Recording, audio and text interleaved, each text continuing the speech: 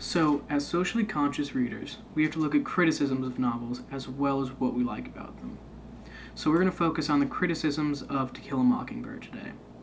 So, the main criticism we're going to talk about is what exactly is the novel? Is it a children's book, or is it a book for adults from the point of view of a child? So, the first theory is that it looks at horrible circumstances through rose-tinted glasses. Now, this can be either a criticism or a good thing, depending on how you want to look at it. So, since we're pretty much basing this off of the mind of Scout, we have to realize that we're in a young girl's mind in such a tumultuous time.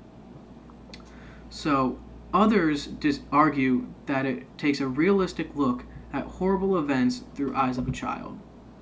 So, it's up to you as a reader to determine whether this is a child's book or a book for adults, or if it lies somewhere in between.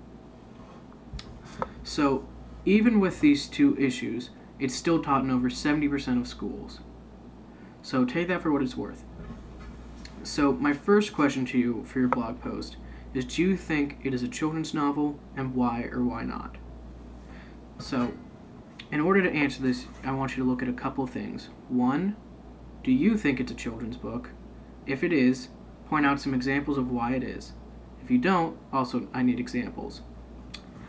I also want you to look at the different arguments about how it looks at the circumstances. Do you think it takes too easy of an approach when it looks at racism, or do you think it's from the point of view of a child, so they're going to have a different view of racism, much as Jem did before the trial? So then, the second main criticism we're going to look at is the character of Atticus, and how he is too perfect of a character. So the first thing you need to know about Atticus is that he is based off of Harper Lee's actual father, who was also a lawyer in Alabama during this time. So we can look through that and see that maybe she just wants to uphold her father as a high moral figure, whether he was or was not. But in the sense of the book, he presents too perfect of a character. He almost has no flaws that we can see. He is able to talk to whites, who all respect him, but he also is able to talk to blacks because he respects them. This is extremely uncommon during this time period, and something that really needs to be looked at closely.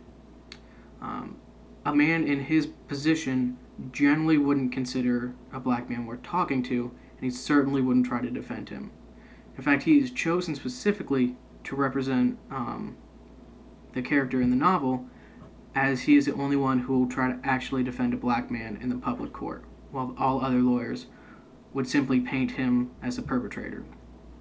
So then my second question to you that you need to blog about is Atticus too much of a white knight? Is he too perfect of a character? I want you to cite examples from the text, and I want you to give me a solid answer whether you think Harper Lee should have given him some different qualities. Maybe you could write an example where he has some character flaws, Maybe he drinks, or maybe he doesn't really like black people, he just pretends to. So, looking at these examples, we have a couple things we need to sort out between whether the book is written for children or not. So, in my personal opinion, it is from the point of view of a child, and it's not for children. The issues it covers are generally way too mature for a child to look at.